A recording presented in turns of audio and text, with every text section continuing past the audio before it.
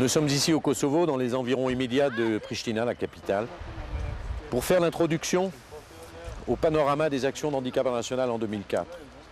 En quelques minutes, vous allez pouvoir voyager aux côtés des équipes de l'association qui ont, tout au long de l'année, continué les opérations dans une cinquantaine de pays. Nous sommes ici au Kosovo parce que nous voulons illustrer la nécessaire obstination du combat contre les mines antipersonnelles et aujourd'hui les sous-munitions, qui est cette nouvelle campagne dans laquelle Handicap International s'est lancé avec 80 autres ONG pour obtenir l'interdiction de cette arme, comme nous l'avons obtenu pour les mines antipersonnelles. Je suis venu ici avec Raymond Aubrac, qui 60 ans après se souvient qu'il a été le responsable du déminage de la France à la fin de la Deuxième Guerre mondiale. Pour moi, c'est toujours un grand privilège d'accompagner Handicap International sur le terrain.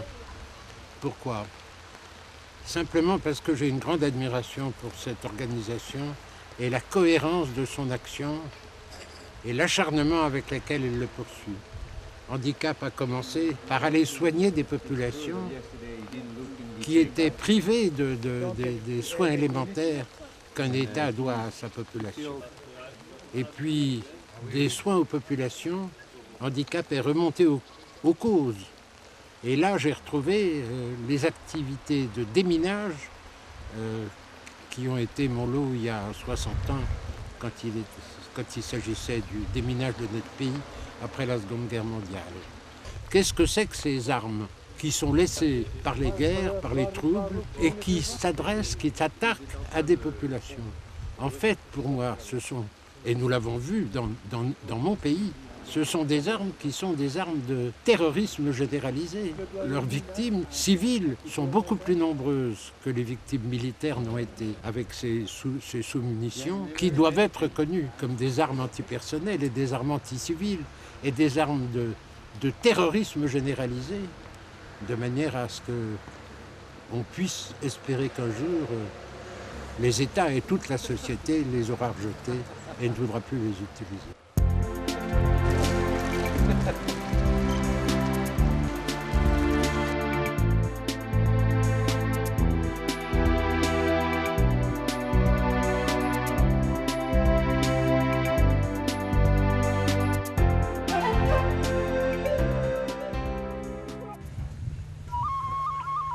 10 ans après le génocide, le Rwanda est resté à l'ombre de la scène internationale.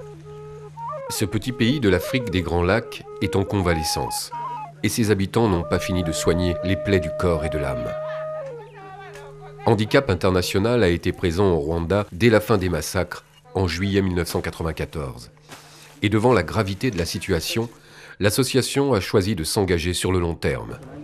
Après un premier centre d'appareillage mis en place à l'hôpital de Kigali, la capitale du Rwanda, 4 structures régionales furent créées à travers le pays. Au fil des mois, des techniciens orthoprothésistes furent également formés. Jean-Marie est l'un de ces techniciens. Comme vous le savez, notre pays a traversé beaucoup de crises et de guerres. Il y a eu beaucoup de gens mutilés. C'est à ce moment-là qu'une ONG française, Handicap International, est venue dans notre pays pour des aides humanitaires. J'ai constaté qu'il y avait beaucoup de patients qui ont besoin de prothèses, surtout les enfants, les femmes. Avant que le handicap n'arrive au Rwanda, c'est-à-dire avant qu'on réalise des prothèses, des appareils, les personnes handicapées pensaient que c'est la fin, ils pensaient que c'est la mort. Mais après qu'on commence à fabriquer des prothèses, il y a eu des gens, il y a eu des patients qui ont pu gagner leur vie. Au cours de ces 10 années de présence au Rwanda, l'action de l'association s'est développée bien au-delà des ateliers d'appareillage. Devant l'étendue des besoins, Handicap International a mis en place avec des partenaires locaux des projets générateurs de revenus pour donner la possibilité aux personnes handicapées d'avoir une réelle autonomie financière. Autre projet, celui du centre de Gikondo, qui accueille une centaine d'enfants handicapés mentaux de la périphérie de Kigali. c'est le premier centre d'accueil de ce type dans le pays. Mais les blessures les plus profondes, et celles qui font le plus mal, ne sont pas seulement physiques. Le traumatisme psychologique causé par le génocide et ses centaines de milliers de morts est immense. Dès les premiers mois de son intervention, Handicap International a mobilisé ses équipes autour d'un programme psychosocial à l'attention des enfants victimes du génocide. Après l'intervention, pendant plusieurs années de thérapeutes expatriés, ce sont aujourd'hui 3 éducatrices et un psychologue rwandais qui travaillent directement auprès des populations et soutiennent les associations locales.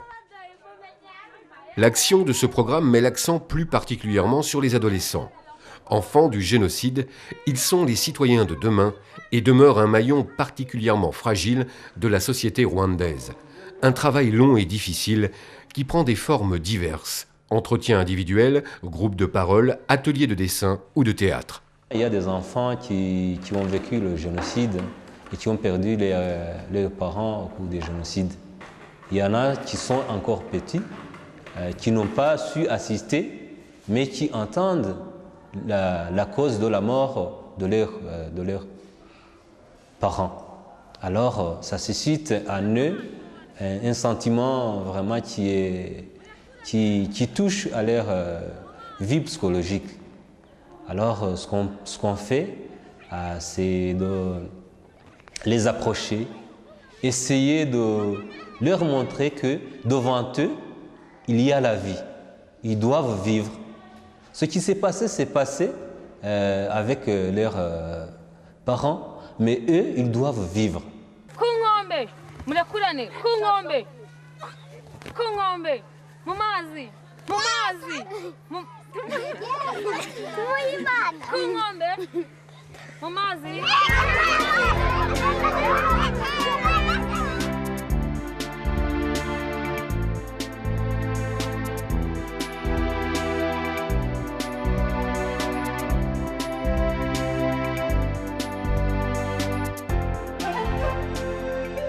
Au Burkina Faso, comme dans la plupart des pays d'Afrique de l'Ouest, la santé mentale est une notion tout à fait nouvelle. Au cours des dernières années, une mutation sociale extrêmement rapide, la montée en puissance d'un habitat urbain ont perturbé les repères sociaux traditionnels, créant des situations de détresse et de souffrance psychologique. Grâce à différentes activités et à des groupes de parole, Handicap International propose aux populations les plus vulnérables de trouver des repères. Quand on parle de santé mentale, les gens voient le fou, le psychotique bien chronique, alors que la santé mentale touche à des aspects peut-être moins spectaculaires de la vie des individus et qui peuvent passer inaperçus si on ne prend pas garde. L'objectif, c'est d'être à l'écoute de la population. Ce n'est pas d'emblée de parler de la santé mentale, mais d'être à l'écoute de leurs problèmes et de réinscrire ensuite la question de la santé mentale dans leurs préoccupations quotidiennes. Alors pour cela, nous disposons d'un réseau assez conséquent de partenaires qui rencontrent la population. Ça peut être des groupes spécifiques, par exemple l'association des veuves ou les enfants qui sont à l'école.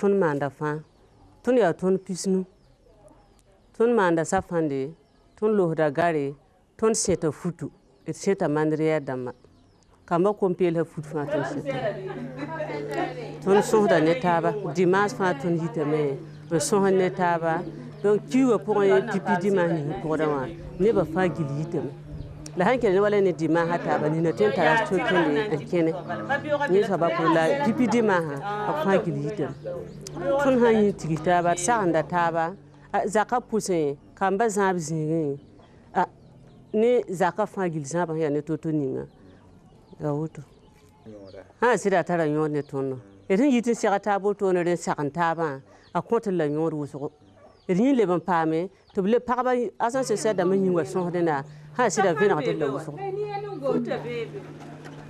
Autre lieu d'échange de ce projet, le Club du Jeudi. Un espace où des enfants en difficulté psychologique bénéficient d'un accompagnement adapté. Un moment de rencontre aussi important pour eux que pour leurs parents, qui peuvent partager leur expérience, mettre des mots sur leurs difficultés et trouver des solutions.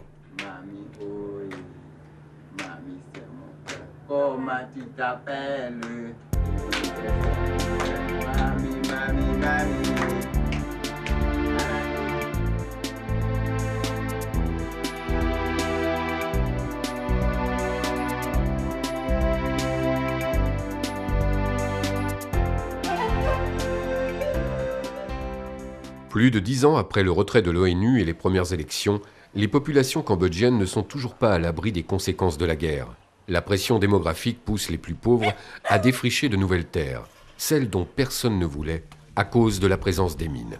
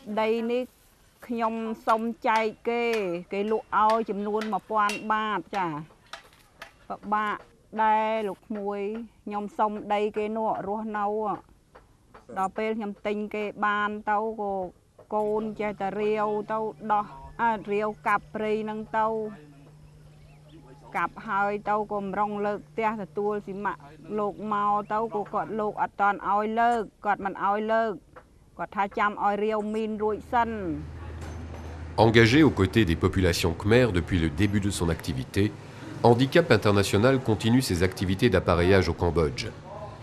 À partir de 1992, l'association travaille également aux côtés du CIMAC, le Cambodian Mine Action Center.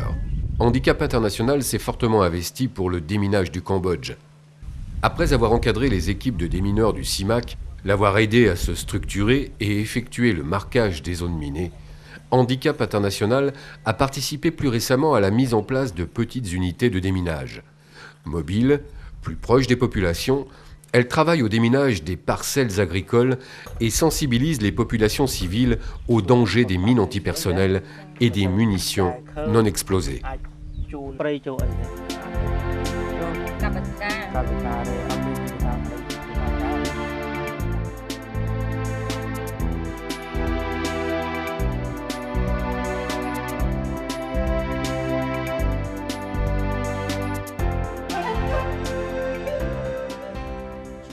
En Irak comme au Cambodge, la sensibilisation des populations civiles aux dangers des mines et sous-munitions a été une préoccupation constante de l'association. Malheureusement, le contexte irakien a obligé Handicap International à revoir ses activités dans ce pays en 2004. Handicap International est présent en Irak depuis une dizaine d'années, notamment en Kurdistan, dans le nord du pays, avec un centre d'appareillage. Et depuis la fin de la Deuxième Guerre du Golfe, donc avril 2003, on a commencé à travailler à Bagdad, au centre du pays, avec 3 types d'actions. L'appareillage, là aussi, le déminage et l'éducation au risque de mines. Parce que le pays sortait là d'une guerre, mais aussi de 10 ans de dictature, d'un embargo avec des impacts assez forts sur les populations civiles. Et donc il était de notre devoir de venir et de trouver des réponses à ces problèmes. L'éducation au risque de mines est particulièrement importante parce que ça donne un impact large et en plus ça concerne une grande partie de la population, notamment les enfants et les femmes, aussi les hommes bien sûr. Et on a fait ça à travers un travail avec les imams, avec les enseignants, avec les médecins et en distribuant 500 000 dépliants informant le public en langue locale avec des images sur les risques des petites bombelettes, sur les risques de bombes à sous-munitions qui étaient largement utilisées pendant cette Deuxième Guerre du Golfe. Donc toutes ces activités sont déroulées dans un contexte qui était quand même assez difficile, avec notamment de plus en plus des acteurs humanitaires pris comme cible par les différentes factions. Donc en premier temps, on s'est replié sur Amman, en Jordanie, pour gérer à distance nos activités toujours sur Bagdad. Et dans un deuxième temps, on était obligé en fait d'arrêter toutes les activités parce que la situation était telle qu'on ne pouvait plus mettre en danger nos équipes et il fallait donc effectivement arrêter les activités. Ce qui a comme conséquence que finalement la population irakienne se trouve complètement seule face aux différentes fractions qui sont en guerre actuellement.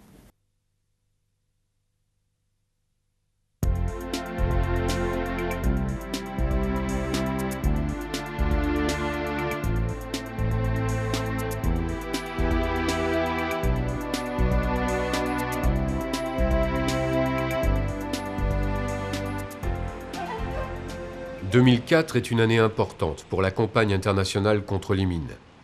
Initiée en 1992 par Handicap International et 5 autres ONG, elle réunit 12 ans plus tard 1400 organisations à travers le monde. Un travail de militants soutenu par des millions de citoyens. Couronné par un prix Nobel de la paix en 1997 et qui a abouti à un texte d'interdiction signé par 152 États. Une avancée du droit international qui s'est concrétisée, entre autres, par une baisse du nombre de victimes et la destruction de millions de ces engins de mort par plus de 50 pays.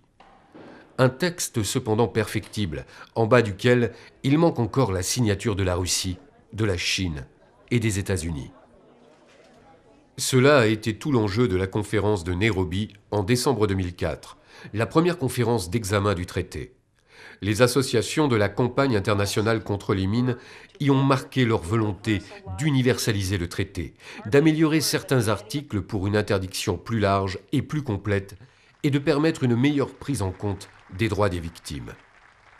Pour Handicap International, c'est l'occasion de mettre en lumière un autre fléau, celui des bombes à sous-munitions.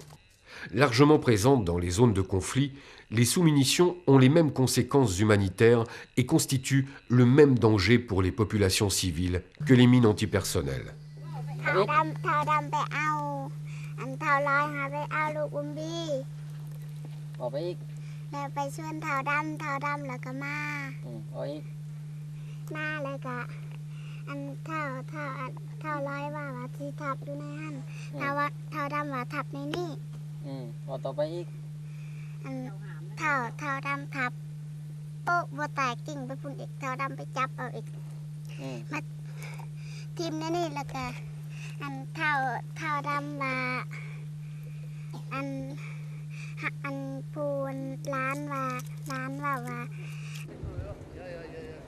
Les récents combats au Kosovo, en Afghanistan ou en Irak ont vu le recours massif à ce type d'armes. Larguées par milliers, elles n'explosent pas toutes lorsqu'elles touchent le sol. Non explosées, mais actives bien longtemps après les conflits, elles provoquent une pollution mortelle dont les victimes sont les populations civiles. Contre cette nouvelle menace des guerres modernes, Handicap International est à l'initiative d'une nouvelle campagne d'interdiction contre les sous-munitions qui a donné lieu, au travers d'une pétition, à l'engagement de plus de 120 000 citoyens.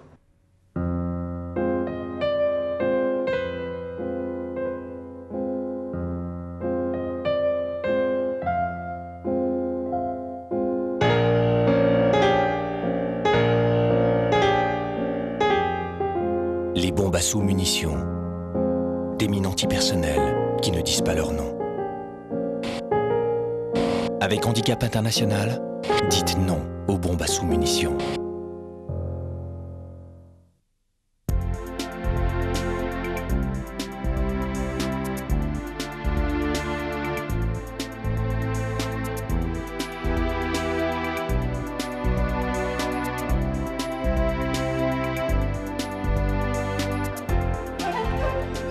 L'importance du droit et de la mobilisation citoyenne transparaît dans bien d'autres actions de Handicap International.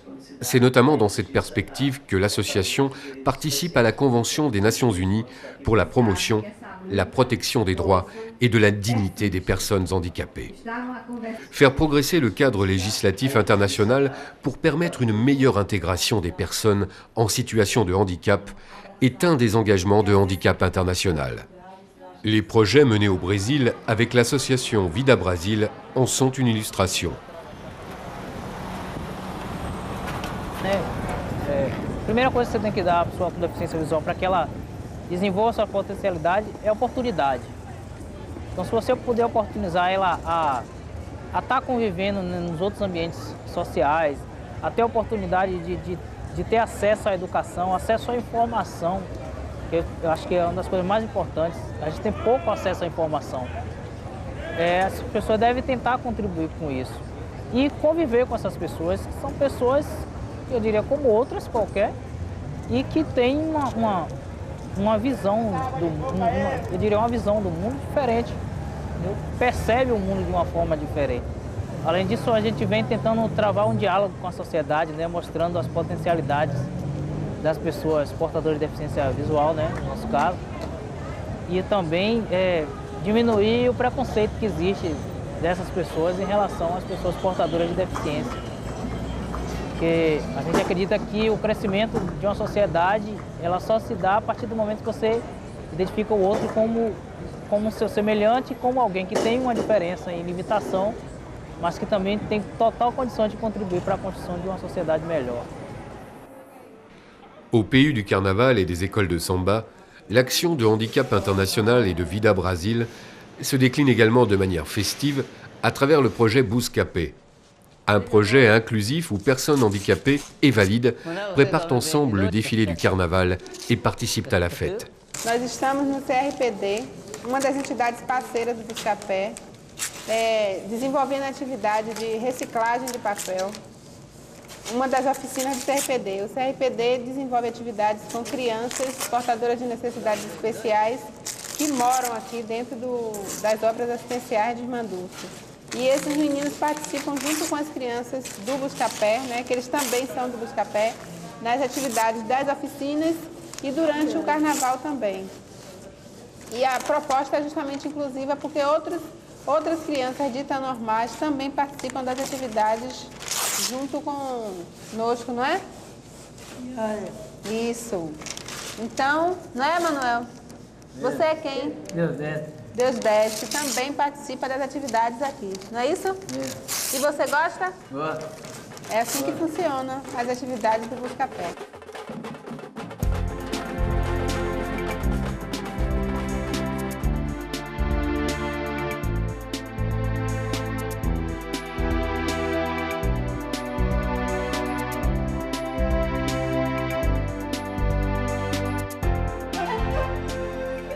Ancien expatrié de l'association au Cambodge entre 1993 et 1995, Jean-Luc Rossier est maintenant enseignant en kinésithérapie à la Haute École de Santé de Genève.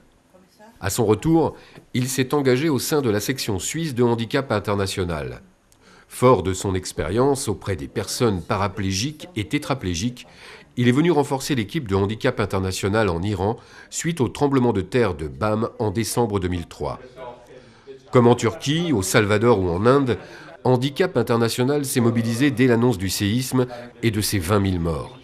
Distribution de matériel de soins et de fauteuils roulants, ateliers d'appareillage d'urgence pour les personnes amputées ou paraplégiques, les besoins étaient nombreux.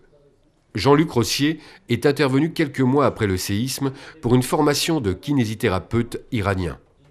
Le but est de donner justement des outils à ces thérapeutes pour qu'eux ensuite puissent prendre en charge sur le long terme ces patients qui auront besoin pour des mois, voire pour certains peut-être même pour des années justement de traitement dans la suite aussi.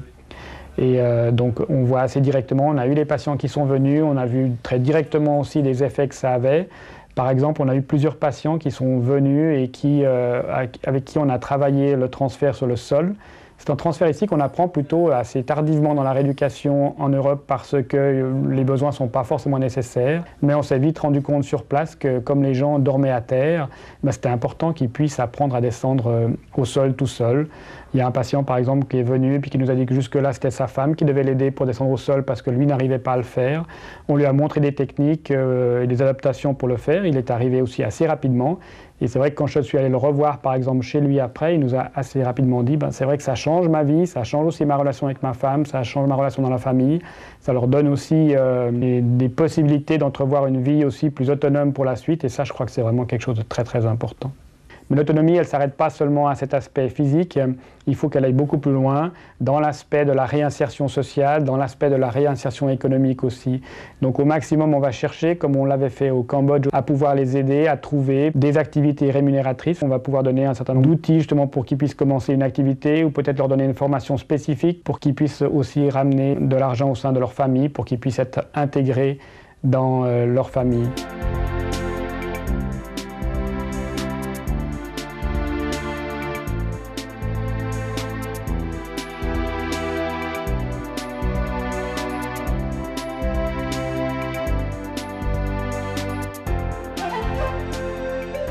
Année des Jeux Olympiques, 2004 a aussi été celle des Paralympiques, avec près de 4000 athlètes handisport venus des 5 continents. Parmi les 136 délégations, 4 avaient reçu un appui de Handicap International. 4 délégations des pays du Sud, Sénégal, Afghanistan, Honduras et Nicaragua. Mi nombre es Mario Alberto Madriz. Vivo en Managua, Nicaragua. A mí me dio la polio a los 18 meses. Desde esa época para acá yo he tenido la polio, no he tenido otro desarrollo que nada más. El discapacitado necesita ayuda, también como la gente, como su familia, su hermano, su madre, su padre también, que necesita que el ánimo le levante, que salga a divertirse, que salga, no esté encerrado en una casa ahí acostado, solo porque sufrió un accidente, se cree que ya es una persona que está muerta.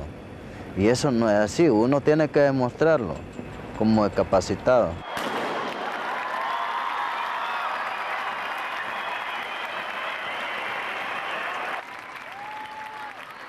Mario n'était pas le seul athlète portant les couleurs de Handicap International.